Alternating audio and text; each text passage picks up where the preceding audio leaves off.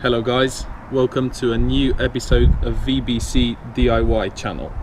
Today we're going to find out a little bit more about VBC DIY history and Bogdan as a person. How did it all start? Hello there Bogdan. Hello mate, welcome here. Thank you for having me. So Bogdan, I've been watching a lot of your videos recently. I think I'm not the only one who wants to know, when did you realize about your creative side and when did it all start? That's a very good question, because everything started I think in the second or third grade, when I was really young. My creativity part showed up when I was start drawing. We were having some courses of painting and drawing. And then I realized that if I bring my ideas to reality, I can keep them and show it to people, and also helped me to improve myself more. So I think that was the start. Brilliant. Okay, so you were only a child when this started, but even though you were so young, were you thinking that this could bring you any benefits? Or did you think this could help you one way or another in the future? I was a kid and I was thinking like a kid back then. But actually it started to be and to bring me some benefits from back then. I was modifying, for example, my toys and do them better, nicer, adding some motors or something, lights on them. And all the kids were amazed and wanted my toys, and I start to change the toys between us. So if a kid was having an expensive toy, mine was better because it was having, like, I don't know, from a car I've made it to be a helicopter as well, or a boat or something like that. And we were changing our toys, and then I was taking his toy and make it better, and so long. So I think I started to be productive as well back then, yeah. Okay, amazing. Now, I can see that you have a particular focus on speakers as well recently. Where did this come from?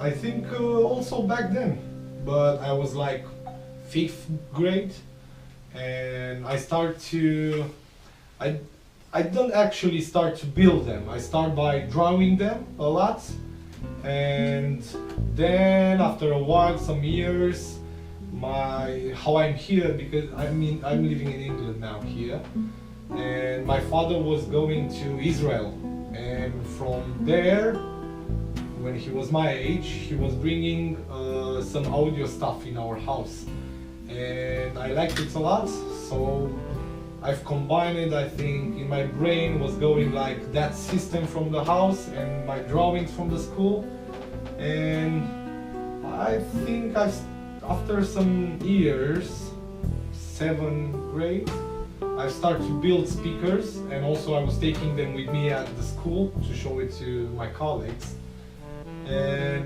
the professors as well. They were amazed about my handyman, I don't know how to say, my skills maybe. Yeah. And yeah, the speaker starts back then as well. Okay then, so you told me about your father, how he started giving you a little bit of a scope in this. Did you have any other examples apart from him? Of course. But the biggest example was my father actually.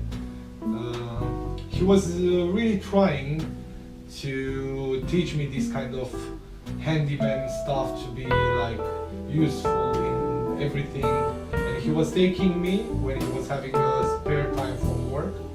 He was helping all our neighbors with, I don't know, I have a leak, I need a bulb, I don't know what's happened with my tiles, I don't know. So he was taking me with him to help him doing these small jobs. He was a little bit rough with me. He was really pushing hard, like trying to do taking out the best from me. But I can see that I was really lucky to have a father like him. And other examples, my drawing teacher maybe, and also I had a friend when I was younger, when I was going in the countryside at my grandma. I was having a friend called Chobi Saba, and he was very inventive, and we were making lots of stuff, and I think we've learned from each other and help each other to be better in this way of creativity. Okay, so I understand that you were probably spending most of your time creating bits and bobs of stuff rather than playing with your friends when you were younger and in school. Is that correct? Actually, yes. Yeah. I was playing by like most of the time it was looking like I was working. For example, when my friends were playing football, I was painting the fence in front of the block, or I was doing I don't know what repair, or I was actually put some plants in the garden in front of the block. Things that a normal kid doesn't do it, but it was my way of playing. So yeah, I can say that I was creating more than playing, but also playing more than creating, because it was a combined thing. So. Okay. Yeah. So it was a good way of you for expressing yourself. Exactly. I don't know if I have these two words, playing, or it's the same word for both, but I don't know the word. Yeah. Right, Bogdan. So what do the VBC initials stand for, and when did you come up with this? So VBC stands for, in the first place, it stands for my name. Okay. My name is Vlada Bogdan Constantin, and as well it stands for Vintage Bohemian Concept. It's a name that I came with. Yeah. And I think it adds up very nice with your name and this one. Yeah. Thank you very much. Perfect. What happened after you finished your studies? What was your first job? So after I finished my studies, actually I've been working from when I was 16, but not like legally. I was doing small jobs, and after my studies I started to work in a tea shop, like a coffee shop, tea shop, and from there I've been working in a club. In the coffee shop I was working like a year, and there I was moving in a club. I was washing dishes in that club. And then I became a bartender on the daytime. And after a while, slowly, I was washing dishes in the nighttime, and then I become a bartender in the nighttime. Yeah. So it was a long way. This was happening in 2008, I think. I was like 20. Yeah, something like that. Understand.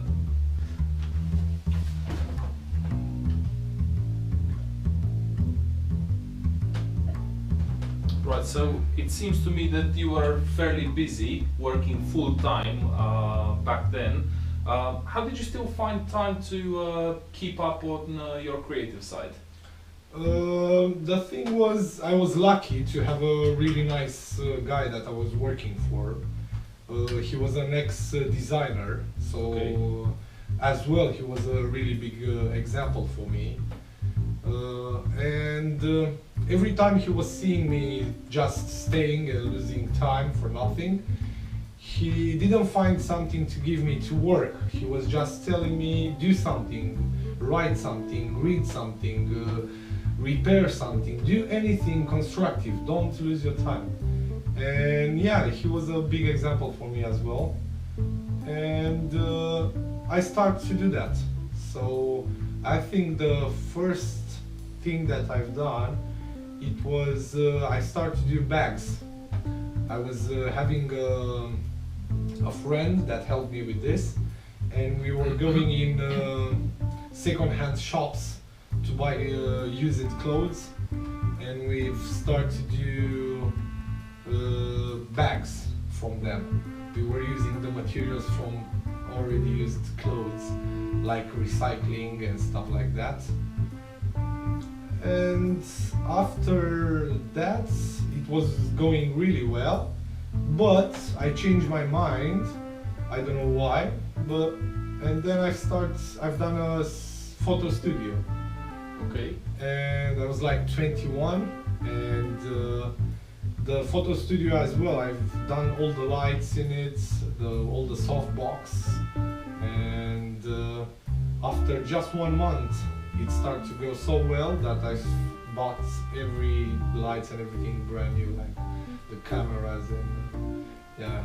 So that was while I was working in the bar in the daytime, and somehow because he kicked my ass and told me to do something constructive, maybe, and also my knowledge is everything comes together all the time. If you're lucky enough and smart enough, everything goes together really fine. It definitely seems like it from what you are saying me so far. And so basically this was the first step in you trying to make an income out of your creativity, wasn't it?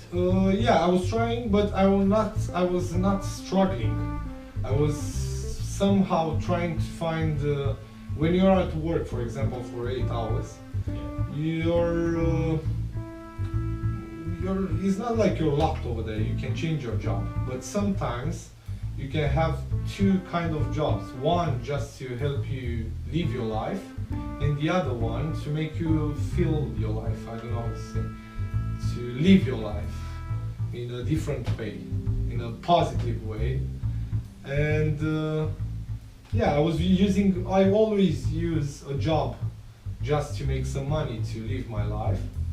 And on the other side, I'm doing stuff that make me feel much better, and they are my own decisions. When you work for someone, you have to do his own way, and when you work for yourself, it's like you're never gonna work. So, and one day, I hope it's gonna be like that. I'm gonna work just for myself.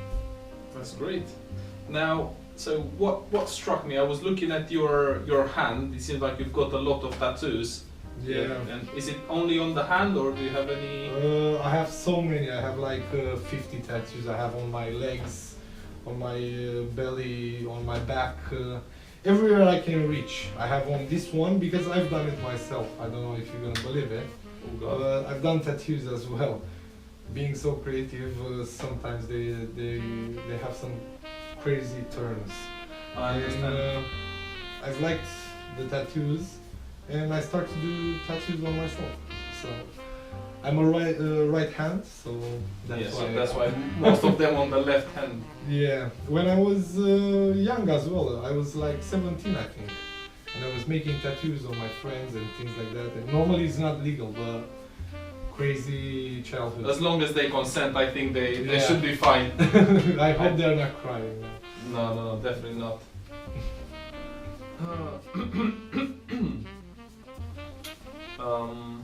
Right, so now I would just like to go back a little bit on when you first started to making a bit of revenue, so bring in a bit of money from your creative side. Was that when you first did your the photo booth, you said? Yeah, the photos. So it's been a long journey. So I've done the photos, the bags before that, and then I've started to do t-shirts.